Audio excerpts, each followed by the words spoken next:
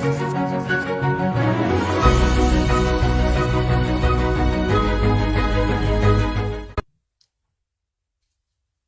muchísimas gracias y buenas noches. Gracias a la Feria del Libro de Oaxaca por darnos un espacio en su estupenda programación. Gracias a todos ustedes que nos acompañan del otro lado de la pantalla. Muchísimas gracias a los que están aquí con nosotros en la mesa por motivo de la aparición en versión impresa del Diario de la Pandemia. Esto es el resultado de un esfuerzo conjunto de la Revista de la Universidad de México y la Dirección General de Publicaciones de la UNAM. Están con nosotros algunos autores de este diario. Está con nosotros, van a levantar la mano por ahí, Pedro Mayral de Argentina, Alejandra Costamaña de Chile, Daniel Alarcón, que es peruano y también estadounidense, ahorita se conecta desde Nueva York. Y se va a conectar con nosotros Mayra Santos Febres, creemos que tuvo un problema con el horario, ella es de Puerto Rico.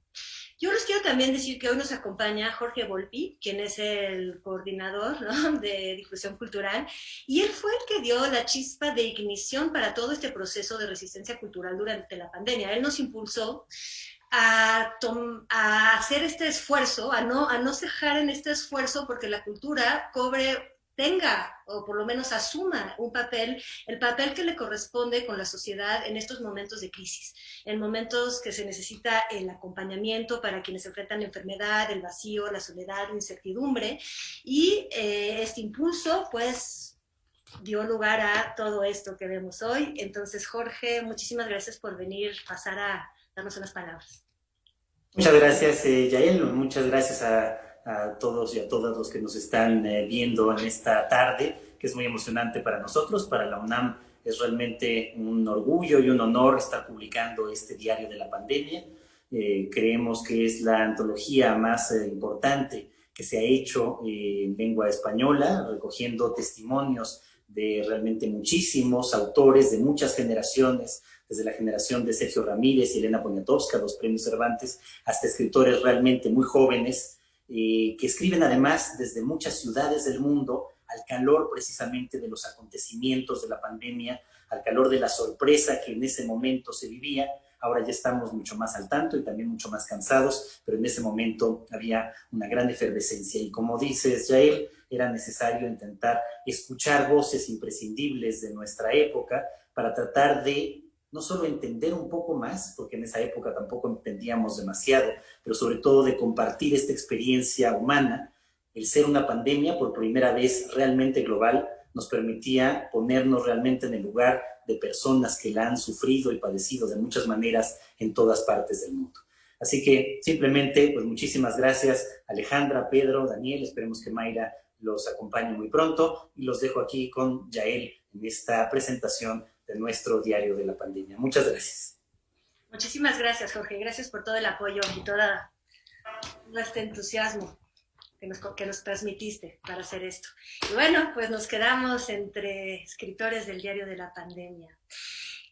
Me gustaría empezar, les voy a pasar la palabra uno por uno en esta primera ronda para también decir una palabra de cada uno de ustedes ante la audiencia, que sepan situarlos un poquito más. Y quisiera que nos digan qué representó para ustedes esta experiencia de escritura en un diario colectivo al inicio de la pandemia, ¿no? Esta participación en un proyecto conjunto que congregaba, ¿no?, justamente como dijo Jorge, al calor de los eventos y de la experiencia que todos estábamos viviendo, diferentes voces en un mismo espacio, casi en un mismo tiempo, a días de diferencia. Entonces, quisiera darle primero la palabra a Pedro Mayral, de Argentina. Él es un novelista, es un poeta realmente estupendo. No se pierdan los pornosonetos de Pedro, sus novelas de Uruguaya, Maniobras de evasión, que necesitamos como nunca ahora. Él nos explicará si hay alguna interesante para evadirnos de todo esto. Trabaja como guionista y escribe para distintos medios gráficos. Bienvenido, Pedro, y cuéntanos tu experiencia. Gracias, Yael, muchísimas gracias, y gracias a Jorge y Guadalupe que me convocaron para escribir este texto. Le quiero mandar primero un saludo a los participantes de mi taller de poesía de los jueves, que tuve que suspenderlo por esta mesa, entonces hay algunos mirando, así que les mando un saludo muy, muy grande y que nos vamos a ver el jueves que viene. La verdad es que yo no sabía cuán colectivo era eso, porque mi texto es bastante al comienzo de la pandemia. Fue un momento un poco extraño porque fue como algo que sucedió con delay, que era como una ola que avanzaba, que ya se había visto lo que había pasado en Italia, por ejemplo. Empezó la música en los balcones, con la gente encerrada, y esa ola llegó acá, ¿no? Con una especie de lentitud, la lentitud del virus, que es una lentitud muy rápida, ¿no? Pero yo no sabía la colectividad de los textos todavía, yo no sabía que eso iba a ser parte de un corpus así de muchos diarios de la pandemia. Así que me encanta la idea de ahora verlos agrupados en un libro, ¿no? Además de que esté online, ¿no? Fue muy curioso lo que pasó acá con lo de los balcones, porque empezó con buena onda, eh, y después empezó a hacer como un talent show de gente que se superponía, el que tocaba el saxo quería tocar y el otro que tocaba la batería, y el prime time era justo a las 9 de la noche. Entonces había momentos que sonaban tres músicas a la vez, era un sonido muy infernal, y después ya la gente, también había un aplauso para los médicos, pero había gente con cacerola protestando y se insultaban de balcón a balcón. Y fue muy bizarro eso, fue como una sensación de comunidad, pero a la vez estaban todas las contradicciones de lo comunitario ahí metido, ¿no? Así que fue un momento raro. Sí, tu texto se llama Los náufragos, olvidé mencionarlo, y es, pues yo creo que es el texto que muestra más claramente el descubrimiento del vecino que se hace a través de esta pandemia, porque dices que estábamos primero, ¿no? Una frase tuya dice hace 15 días, estabas preocupado por algo que sucedía del otro lado del mundo, y de repente, ¿no? Estás preocupado por quién es tu vecino, por quién vota, qué tipo de actitudes toma, ¿no? Y se siente ahí Sí, como una división política también, la división política del país. sí. Vamos, Alejandra Costamaña, ella pues es de Chile, Chile está de fiesta, y en ese momento escribió en el Diario de la Pandemia un texto que se llama El baile de los que sobran, que es una especie de himno, de hecho, para la juventud chilena pues en protesta. Pues Alejandra Costamaña es periodista, es doctora en literatura, ha publicado las novelas En voz baja, Ciudadano en retiro, Cansado ya del sol, Dile que no estoy, libros de cuentos, muchos libros de cuentos, tiene muchísimas traducciones, tiene premios, es una monada. Ale, bienvenida. Bueno, muchas gracias, Yael, y aprovecho también eso, a dar las gracias a Jorge, a Guadalupe por la invitación, gracias a Oaxaca también, a la feria, a la FIL, por darnos esta oportunidad, y encantada además de estar con estas compañeras y compañeros. Falta todavía una compañera, pero porque también es bonito que el contexto y lo que estamos hablando de este libro colectivo, del que yo tampoco tenía tanta conciencia, así como dice Pedro al inicio, de que iba a ser así de colectivo, pero que me resuena mucho hoy, porque justamente mi texto, que yo creo que es como el que se escribió antes de los que estamos acá, se publicó el 31 de marzo, o sea que recién estábamos partiendo con la pandemia. Habíamos empezado, digamos, el confinamiento una semana antes, un poquito, no, una o dos semanas antes, pero yo creo que el sentido de mi texto y a mí lo que más me motivó y me llamó y me convocó justamente fue esa urgencia por cómo es transmitir algo que era la paradoja de haber venido en Chile de la revuelta, de haber por fin salido a la calle. De hecho, creo que el texto comienza, bueno, acá lo tengo, decía, habíamos aprendido a encontrarnos, por fin habíamos recuperado el abrazo colectivo, a esta reclusión que era, pero por Dios, sí, o sea, como estábamos recién en esto, nos habíamos encontrado con los vecinos, veíamos las caras, generábamos asambleas, nos tomábamos las calles, era la calle la que hablaba, y de pronto había que entrar y hacer toda esta vuelta hacia adentro. Eso era muy frustrante, era muy complejo, pero al mismo tiempo, lo que yo decía, o por lo que apostaba un poco en el texto, es que ya veníamos como, habíamos hecho todo este ejercicio como una especie de... eh, teníamos ya el ADN de lo colectivo instalado. Y de alguna forma, que creo que es lo que iba a corroborar después la pandemia misma, es que no éramos y ya no podríamos volver a ser nunca más individuos autónomos, ¿no? Como esta interdependencia y este sentido de lo colectivo que se había generado en las calles también estaba anclado el proceder de la enfermedad, ¿no? Entonces, yo creo que finalmente si yo termino mi texto y voy a hacerle spoiler, pero no importa, porque yo termino diciendo que vamos a seguir despiertos, listos para retomar lo que empezamos el 18 de octubre. Y tengo la fortuna de decir que hace, bueno, eso, unos días, justamente recuperamos ese salir a la calle y votar por este plebiscito que nos va a permitir escribir una nueva constitución, que ahí después podría extenderme en otra ronda respecto de qué espero y la inquietud que también eso me genera. Por el momento es la alegría de haber visto que de alguna forma esa revuelta se mantuvo como una especie de fantasma que traspasó los muros.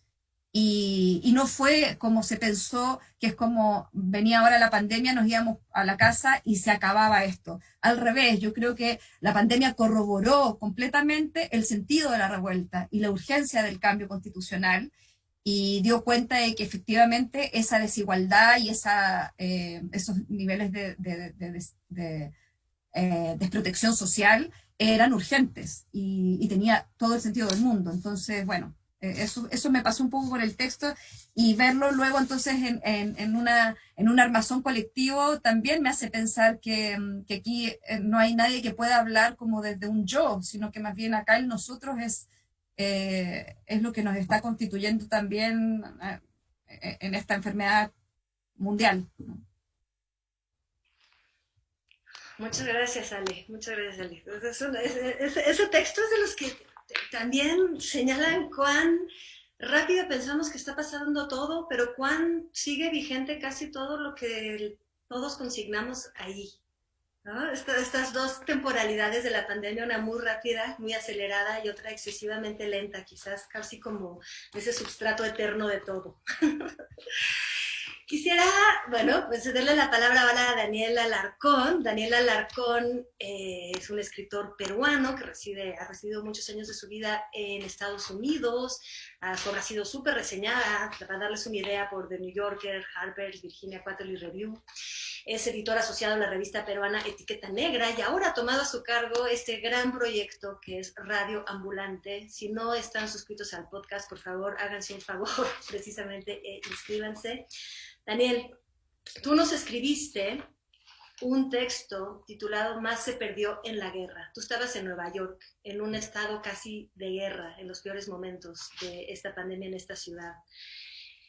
¿Qué fue para ti participar entonces en este diario en ese momento? Bueno, no estás escribiendo. Sí, bueno, primero gracias a él, gracias a Jorge Guadalupe, gracias a la FIL de Oaxaca. Es súper chévere para mí estar con Alejandra y con Pedro, bueno, Pedro no nos vemos hace mucho tiempo, Alejandra nos vimos justo cuando comenzó todo esto. Y quiero comenzar con esa idea porque yo estaba en Nueva York a finales de febrero, comienzos de marzo, y ya estaba creciendo el pánico. O sea, ya estábamos a días de que cancelen los colegios, y a mí me tocó viajar a Chile por trabajo. Viajé el 4 de marzo, o sea, digamos que días antes de viajar fui al supermercado y llené, o sea, la canasta, pero rebalsando de cosas para dejar comida porque yo veía que iban a cerrar la ciudad y estaba completamente empanicado. Sin embargo, tenía esta obligación de viajar, viajé y era como retroceder en el tiempo. Y me acuerdo de esa primera noche que llegué, el 4 de marzo, Alejandra y yo salimos a comer algo, y yo con el sanitizer limpiándome las manos y Ale me miraba como qué raro este man. Y yo decía, no, no, que esto lo que viene va a ser horrible. Y como que lo decía, pero no lo creía a la vez. O sea, intelectualmente lo entendía, pero que hasta que te suceda, creo que hasta ahora recién entendemos lo difícil que ha sido y que va a ser esto.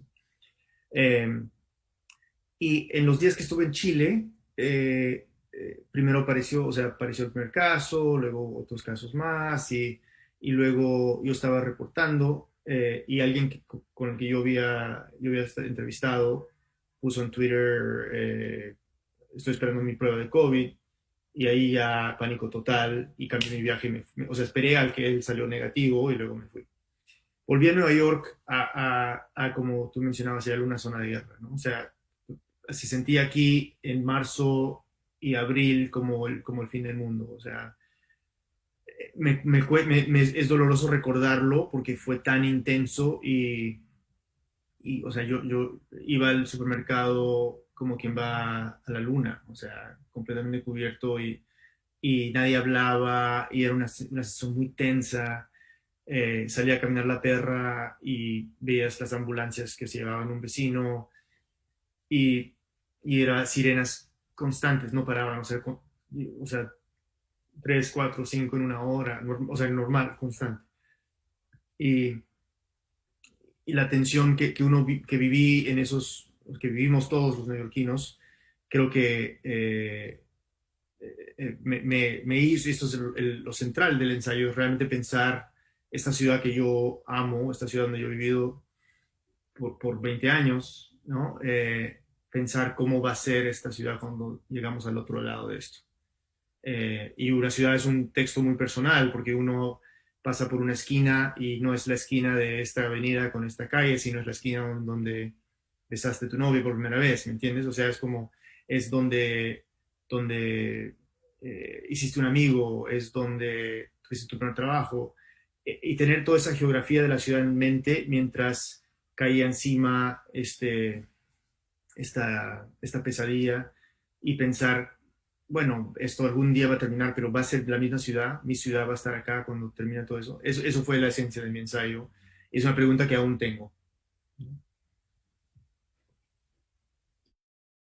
Me gustaría justamente leer un fragmento, una cita de tu ensayo, Daniel.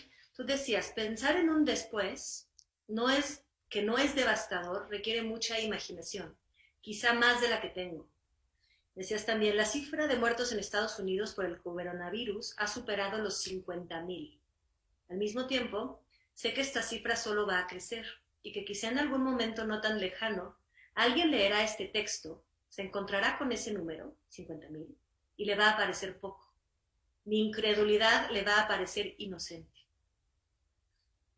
Sí ha pasado eso con el tiempo. Sí, el hecho de que esa cifra definitivamente haya crecido, ¿cómo te hace leer la distancia recorrida? O sea, ¿qué escribirías? La pregunta sería, ¿qué escribirías hoy en un diario de la pandemia? Que quizás no fuera tan inocente como eso. Bueno, no es inocente en el sentido de que yo sabía que esa cifra iba a subir.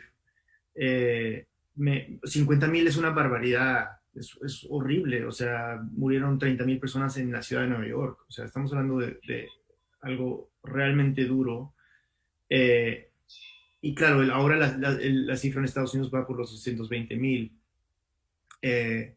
Y eso o sea, solo siento horror y tristeza y rabia ante la respuesta incompetente, mediocre y confusa y mentirosa del gobierno de Estados Unidos, ¿no? Entonces, ¿qué te puedo decir?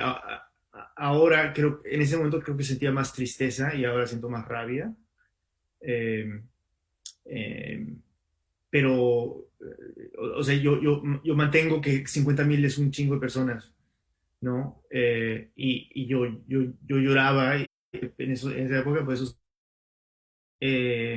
igual que lloro por los 200,000, pero, o sea, si me dan la opción realmente de cambiar el pasado y que solo sean 100,000, lo aceptaría en un instante, ¿no? O sea, porque cada persona que ha fallado, pero entiendo cómo es ese dolor y me parte el alma.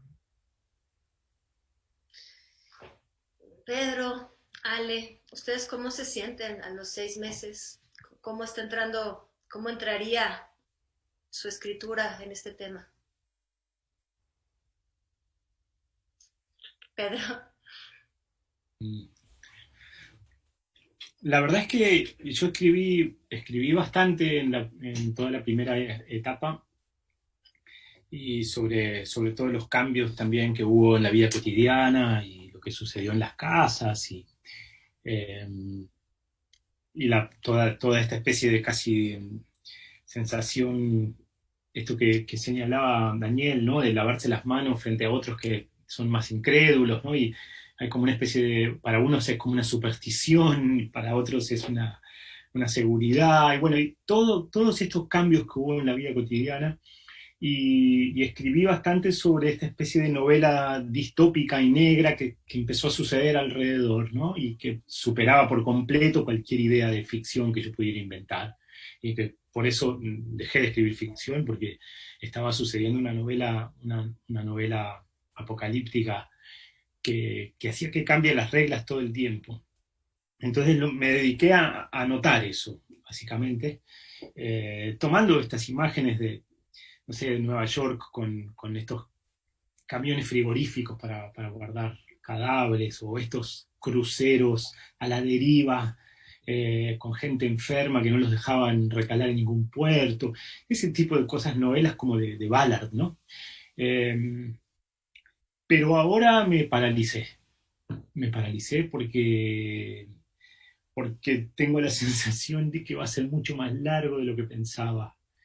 Y, y empiezo a ver repercusiones en otro tipo de cosas, que ya no son sanitarias, digamos, de salud, sino que tienen que ver con libertades individuales, y tienen que ver también con los datos de la gente, ¿no? Acá hay una aplicación que se llama Cuidar, ¿no? Y que la tenés que tener en el teléfono para circular en el transporte público, tenés que tener la aplicación y haber sacado el permiso, ¿no?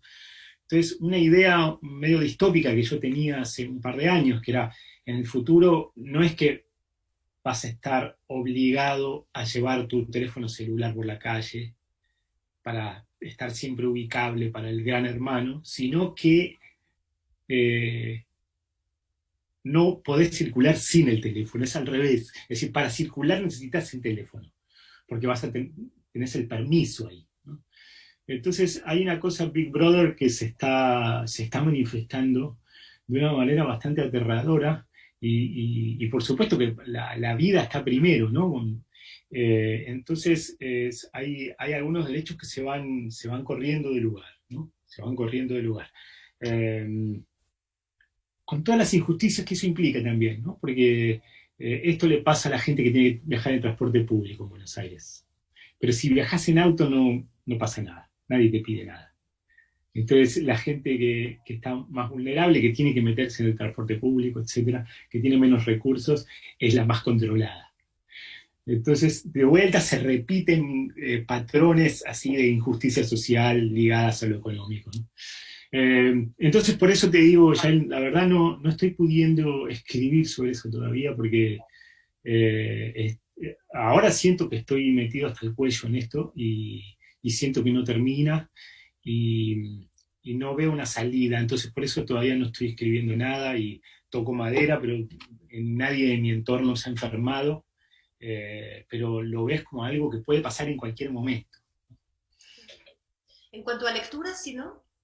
Ahorita te pregunto, Ale, pero quería saber si estás sustituyendo eso por lecturas o tampoco estás leyendo nada de la pandemia. No, sobre la pandemia no, pero claramente hay cosas que rebotan, ¿no? Por ejemplo, vi una película de Buñuel que nunca había visto, que se llama El Ángel Exterminador, de un grupo de gente que por alguna razón extraña no puede salir de una habitación. Hay como un campo de fuerza, nunca se explica eso, y se van volviendo cada vez más salvajes ahí dentro, y rompen la pared para pinchar un caño para que salga agua, y nada, y se muere uno de ellos y lo encierran ahí en un ropero, y se empieza a pudrir el tipo, y hay una sensación de que estos temas el tema del encierro y una pandemia claramente es un miedo colectivo que viene estando hace tiempo, ¿no? En la narrativa, ¿no? En general. Lo que pasa es que ahora de pronto se armó un poco el rompecabezas y ves en qué lugares estaba presente eso. Qué gran referencia a este Ángel Exterminador de Buñuel. Ale, estás en... no te oímos. Listo, sí. Sí, bueno, me resuenan muchas cosas porque creo que inevitablemente vuelvo al tema de la revuelta porque es algo que sí, que es como que una cosa no se explica sin la otra acá en Chile.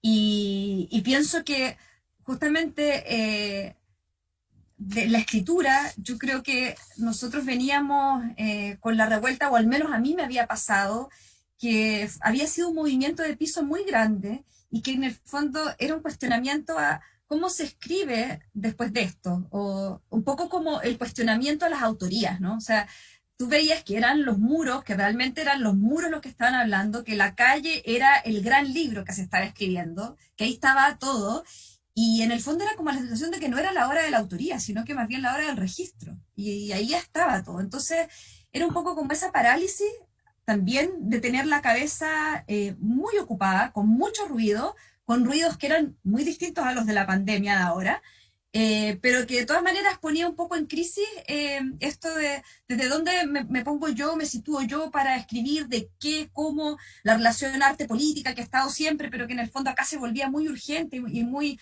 o sea, hemos escrito, y no sé, yo, mis novelas, mi primera novela, y bueno, y en todas he tratado de alguna forma temas que tienen que ver con la memoria y con la política desde ese lugar, pero hablar de la memoria, de alguna forma, es situarte en un presente que mira al pasado. Y acá era todo inmediato. ¿Cómo se escribe desde la urgencia? Era más bien eso. Y entonces, bueno, es como que termina inmediato, pero nada que se salga de ahí. Y todo también pensando en que para mí es imposible salir del balbuceo. O sea, todo esto es, o sea, si la incertidumbre es la que está ahí, no consigo una escritura que tenga algún tipo de certeza, de ningún tipo, o sea, ni desde el narrador, ni de la perspectiva desde dónde, de la temporalidad, o sea, el tiempo está dislocado, la forma de narrarlo, el quién narra, o sea, creo que todo está dado vuelta. Y entonces, claro, es como que si hoy día tuviera que escribir, continuar esto, por una parte, creo que apuntaría al mismo sentido de lo que escribí, porque seguimos viendo que no sé qué pasa bueno, naturalmente en Argentina no, pero estamos acá con toque de queda todavía. O sea, hay zonas, Ñuñoa hoy, que es el barrio donde yo vivo, está pasando a una fase 4, que en el fondo es casi libertad total para abrir bares, para todo lo que sea, y seguimos con toque de queda. Y nos están custodiando los mismos militares y policías que nos disparaban a los ojos y que han tirado a un chico al río, al lecho del río hace una semana, 2 semanas, ¿no? Entonces, es muy desquiciante todo eso. Y creo que todavía, a pesar de haber tenido este triunfo, el plebiscito y todo eso, pero todavía hay 4 informes de derechos humanos, internacionales de derechos humanos, que están ahí durmiendo, que digamos no ha habido, creo que cerca de 3.000 querellas que ha presentado el Instituto Nacional de Derechos Humanos, hay solamente 30 causas formalizadas. Hay más de 400 personas que perdieron la vista o que tienen algún daño ocular importante por disparos de la policía. Hubo más de 30 muertos durante la revuelta.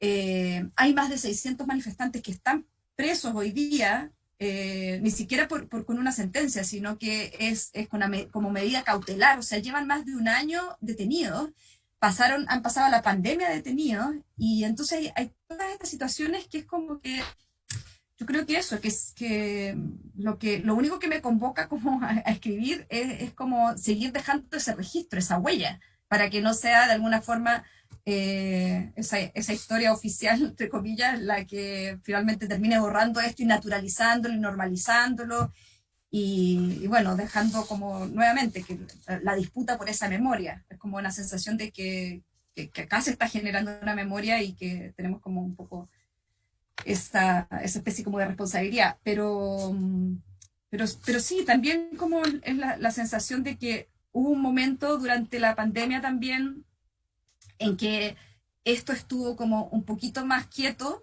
y creo que se exacerbó como una especie de extrañamiento frente a lo cotidiano. Para mí siempre ha sido, no sé, muy, muy importante la, en mi escritura un poco la búsqueda de aquello, como no sé, más extraordinario dentro del ordinario, esas como decía alguna vez Andrea Palet, editora, amiga, que yo escribía de las mierditas del día a día. Y de pronto, claro, es como que esas mierditas del día a día ahora estaban ahí convertidas, ya les sacaría el diminutivo, porque realmente estábamos como metidos como que no quiero más de cotidianidad, ¿no? Eso era como una especie de cosa apabullante, en que, no sé, en algún momento, casi como al borde de la locura, pero recuerdo haberme agenciado de una araña, o sea, apareció como una araña y yo empecé a seguirla y a adoptarla como un poco como mascota. Entonces, creo que un poco eso, es como que la escritura de pronto también, en la escritura también podrían cobrar algún sentido en un momento que podemos mirarlo con más distancia, todos estas como situaciones dislocadas en que lo que era normal se vuelve completamente de ciencia ficción y ya la ciencia ficción es como, ¿qué es eso? Eso es como realismo, hiperrealismo, ¿no? Gracias, Ale. Quisiera preguntarles, estamos hablando de esto que hacemos solos, ¿no? Tratar de escribir, tratar de comprender. Quisiera saber qué lugar ha tenido para ustedes justamente el encuentro con otros escritores. Esto que estamos haciendo ahorita y que hemos estado haciendo desde que empezó la pandemia por pantalla interpuesta. Todas estas charlas, todo este encuentro con los colegas escritores, ¿qué importancia ha tenido para ustedes?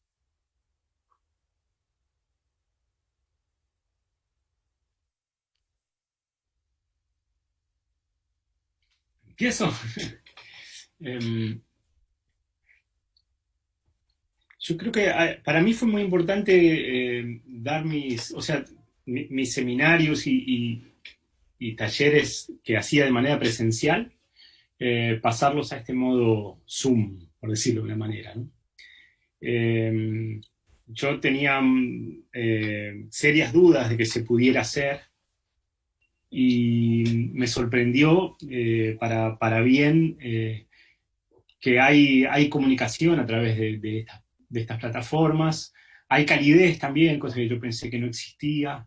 Después el concepto de compartir pantalla para todo lo que es taller es buenísimo, porque aparece un texto ahí, se corrige entre todos, ¿no? Y tengo la sensación de que toda la gente me salvó eso. Me salvó hablar con toda esa gente, escuchar todos los textos que surgían con respecto al encierro. Siempre hay un dialoguito así de unos 15 minutos, 10 minutos antes de empezar, hasta que todos se conectan, donde cada uno va contando cómo van sucediendo en distintos lados de Latinoamérica, incluso en España, qué está pasando en cada lugar, ¿no?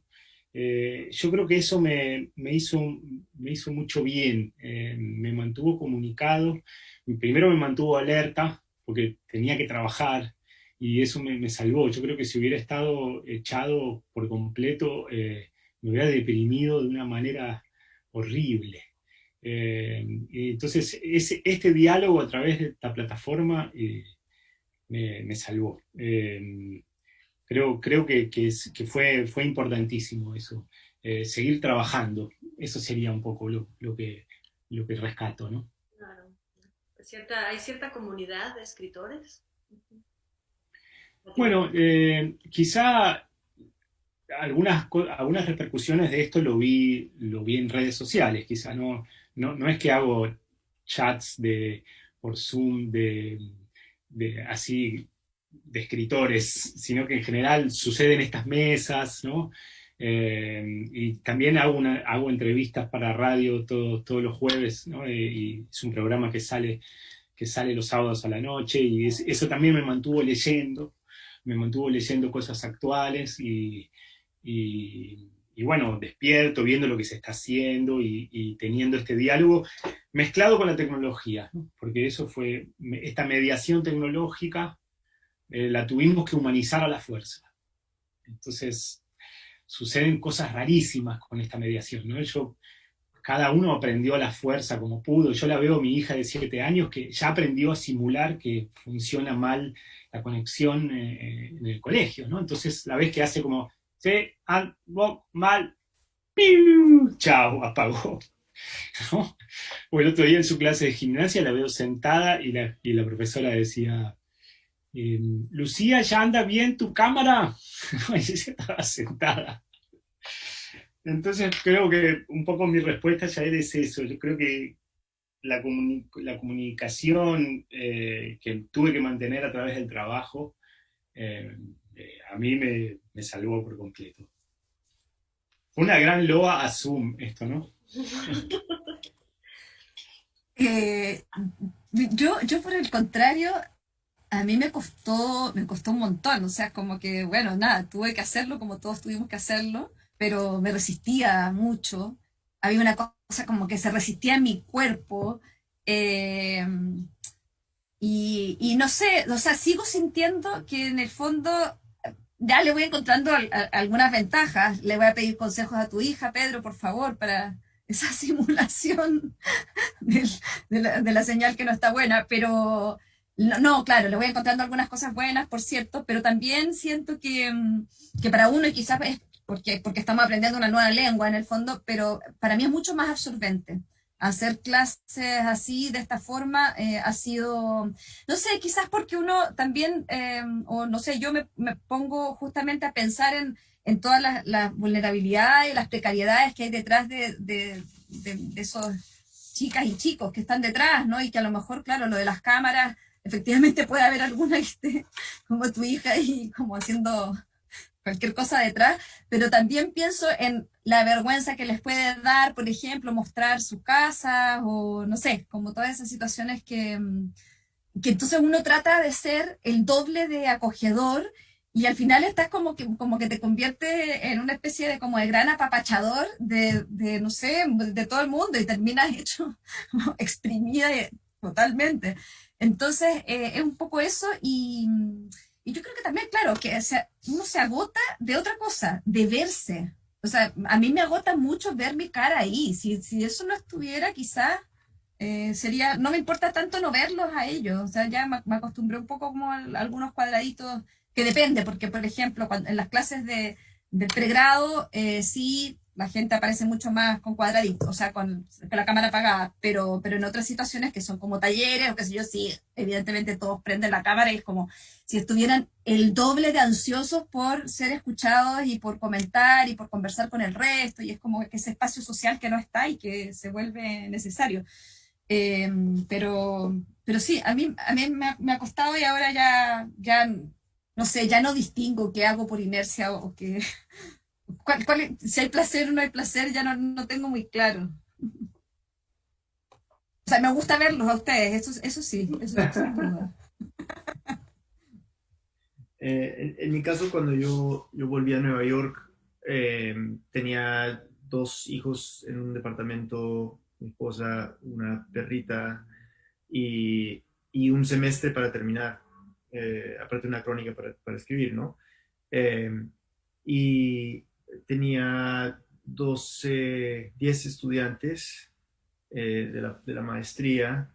Y en realidad, más que hablar con escritores o tener conversaciones eh, eh, que me han ayudado, creo que me ayudaron mis estudiantes, ¿no? O sea, un poco lo que mencionaba Pedro, lo que pensaste, Ale, también. Yo sentí que tenía que darles como que me dio un poco de propósito y me obligó a no solo pensar en las 4 paredes de ese departamento, sino en ellos. Eh, Eso fue súper útil, ¿no? Crear nuevas maneras de comunicarnos. Creamos chats solo para compartir fotos de perros, eh, otro para compartir música, uno para compartir memes que nos hacían reír. Y eso fue un descubrimiento que luego llevamos a Rambulante, ¿no? O sea, en Rambulante creamos un canal en nuestro Slack, que es solo para cosas que nos hacen reír, ¿no? Se llama Joy, ¿no? O sea, alegría, felicidad. Y, y hasta mi hijo de 7 años a veces se acerca y me pregunta, papi, ¿qué más hay en Joy? Porque hasta él sabe que en el Slack, en el chat de Rambulante hay un canal que se llama Joy, donde es como una cajita de música, ¿no? Siempre sale algo maravilloso que alguien encontró en internet y que le sacó una sonrisa. Y eso ha sido. Entonces yo diría realmente que para mí, yo converso constantemente con el equipo Rambulante, eh, con los estudiantes también, pero esos dos grupos, ¿no? Mis colegas de Rambulante y los estudiantes de la maestría en Colombia juntos me ayudaron mucho, ¿no? Y bueno, y espero que yo también los ayude un poco, pero ese sentir que no estábamos solos, creo que fue muy, muy útil. Sí, una cosita a acotar que tiene que ver con lo que decía recién Daniel de lo de Radio Ambulante, que a mí me ha pasado también que eh, por alguna razón más que, o quizás porque como hay mucha pantalla, el audio ha sido súper, súper relevante estos días. Para mí es como que ya podcast que antes nunca había escuchado, ahora realmente forman parte como de mi cotidiano absoluto. Y bueno, aparte de Radio Ambulante, que siempre lo escuchaba, y el hilo, sí, que son como ya, sí, mis fijos, pero me he abierto a un mundo que ha sido súper como maravilloso, porque uno también pasa haciendo muchas cosas domésticas en las que, nada, es como escucho la radio todo el día también con las noticias, pero de pronto salir de eso y me he encontrado con unos podcasts maravillosos, como, sí, ahí apareció un mundo sonoro que es muy bonito, como incluso como la revuelta, o el regreso del radioteatro, ¿no? Como que hay formas de lo antiguo que ya también adquieren otra dimensión. Por supuesto. Qué curioso esto que sí, que comentan de estar quizás un poco en la inmediatez, pero también en la inmediatez no de la catástrofe, sino del tejido social cercano, ¿no? Que es como con los alumnos, con lo que se escucha. Quizás también yo no sé si están de acuerdo, tenemos creo que unos poquitos minutos, me parece que no hay preguntas porque no las recibo, por si es que solo hay saludos, ok. Nos están saludando nada más. Si en efecto ahorita está destinado lo que escribimos en el diario de la pandemia o lo que se puede escribir con estas notas, apenas anotaciones de lo que está pasando, hacer meros registros y no llegar a una profundidad, a la profundidad que necesita trabajo individual, quizás no colectivo, sino individual, de largo plazo. O sea, quizás ahorita piensen que no se puede, que no hay quien pueda profundizar en lo que pasa en la inmediatez. Solo se puede dejar registro, documentos. Lo que pasa que se están por desencadenar muchas cosas, ¿no? Por ejemplo, lo de Trump el martes que viene, yo pensé que era el domingo, pero es el martes, es algo difícil pensar estos días antes. O sea, eso claramente va a desencadenar muchas cosas, ¿no? No sé, el hecho de que haya o no vacuna el año que viene, son muchas cosas, muchas variables de fronteras cerradas, etcétera, que tenemos que ver un poco cómo sigue esto. Me da un poco la sensación de que la incertidumbre es demasiado grande para ahora terminar el diario de la pandemia, por decirlo así. Siento que queda abierto por ahora, queda abierto y esperemos que no se ponga más oscuro. Ese es mi único deseo, digamos, ¿no? Que vaya menguando de a poco por esta especie de inmunidad del rebaño que dicen, o conciencia general de gente cuidándose con barbijos y cuidando a los demás, ¿no? Que eso que vaya menguando el número, la cifra esa horrenda, ¿no? Entonces, por eso digo, es difícil de cerrar el tema cuando está tan abierto, ¿no? Sí, de acuerdo. Pues quizás es también parte de el éxito de este diario, que justamente es lo que hay ahorita, son anotaciones, ¿no? Que no exigen una mirada desde la distancia, ¿no? Que se quedan, el diario, en cierto modo, ese género que se ha retomado mucho durante la pandemia, muchos retomamos, yo no sé si muchos siguen en eso, pero digamos que, yo no sé, vecinos, amigos, yo no sé si experimentaron lo mismo, todo el mundo empezó un diario, ¿no? Como esta necesidad periodística de anotar lo que estaba pasando porque todo pasaba demasiado rápido y había que dejar registro, ¿no? Archivar, dejar huella. Y bueno, creo que también puede ser uno de los aciertos de este proyecto. Sin duda, yo quería decir ya él yo creo que la gran novela o las grandes novelas de la pandemia van a escribir, eh, se van a escribir en una década todavía, ¿no? O sea, y yo no sé si va a ser nuestra generación. Yo me imagino que los que ahora tienen 15 años, que lo han vivido en esta etapa de adolescencia y crecer, o sea, como en el borde entre la adolescencia y ser adulto, yo creo que ellos van a poder interpretar esto. Lo que dijo Pedro es totalmente cierto, que todavía no sabemos cómo termina esta historia y puede haber consecuencias políticas eh, que se ven en 10 o 15 años, ¿no? Eh, o sea, más allá de lo sanitario y lo cultural, ¿no? O sea, cómo esto va a afectar lo económico, cómo va a cambiar las relaciones humanas, las relaciones íntimas, eh, o sea, yo veo cosas que mi hijo chiquito asimila como normal.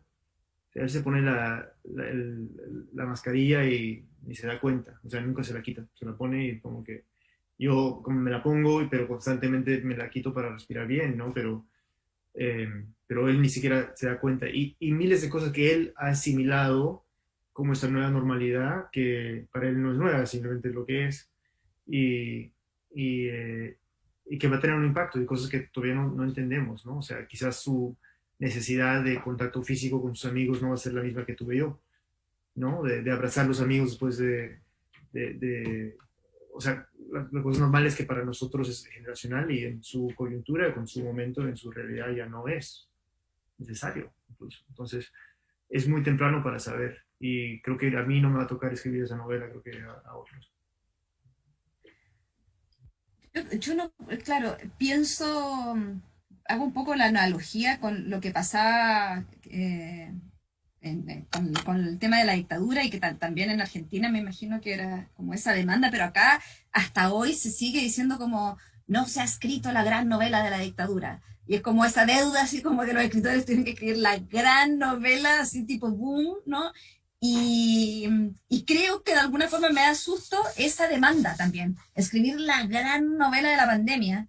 Y creo que aparte de errado, por una parte estamos como en pleno proceso, no tenemos idea, un poco lo que han dicho Pedro, Daniel, en qué etapa estamos, en qué momento estamos de esto.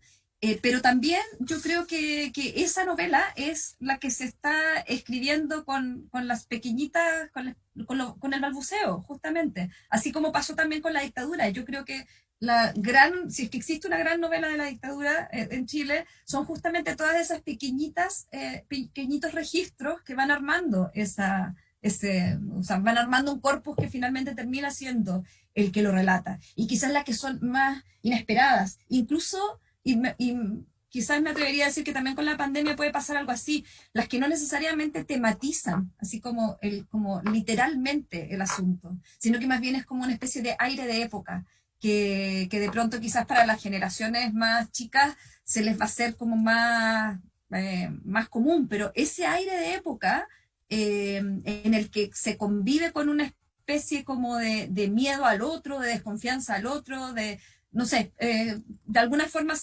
naturalmente se va a empezar a estar. Y yo creo que sobre todo es como intentar despojarnos un poco, salir del deber, como del imperativo, de tener que escribir sobre la pandemia o desde algún tipo como corrección. Quizás pensemos que estamos haciendo algo que no tiene nada que ver y, o sea, digamos que estemos escribiendo algo que aparentemente, temáticamente no tenga nada que ver y quizás esa va a ser la novela que le achunte más, digamos, o que refleje, no, reflejar no es una palabra que me gusta mucho para la literatura, pero que de alguna forma dé cuenta de una forma mucho más precisa de ese aire que nos ha tocado vivir. Y entonces creo que también, nuevamente, es como que creo que ese es un libro en el que también se va a escribir colectivamente, ¿no? O sea, como pensar en cómo la interdependencia que estamos teniendo ahora en términos sanitarios es también quizás una interdependencia en términos de qué se escribe, ¿no? Cómo leemos esto. Las lecturas individuales, de pronto, las lecturas de lo que pasa, digo, individuales, se quedan chicas. Entonces, como que necesitamos saber de los otros para poder intentar entender qué es todo esto. Creo que intentar, porque no sé si lo lleguemos a entender. Me encanta, te voy a tomar esto de conclusión, Ale. Si están de acuerdo, Pedro y Daniel. ¿Sí? Bueno, pues... Claro que sí, sí. Sí, pues hemos llegado al final de esta sesión. Me parece magnífico lo que dijiste al final, Ale. Muchísimas gracias. Muchísimas gracias a Pedro, muchísimas gracias, Daniel, también por lo que dijeron. Quiero mandar un saludo y un agradecimiento muy especial también, por supuesto, a Guadalupe Nettel, quien es el alma congregadora de muchas de las plumas aquí reunidas, de ustedes y muchas más.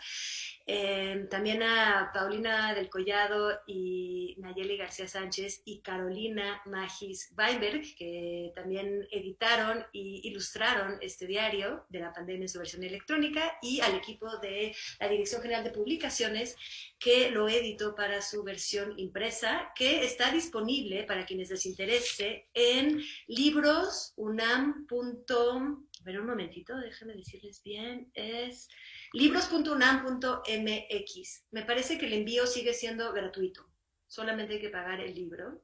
Entonces, bueno, por supuesto que a nuestros colaboradores se los vamos a enviar a sus casas.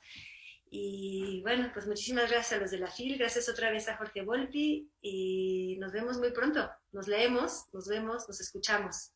Muchísimas gracias, Yael. Gracias a la FIL de Oaxaca. Gracias, Yael. Gracias. Gracias. Gracias. Un saludo Un a gusto Daniel y verles. a Ale. Chao, chao. Besos. Chao.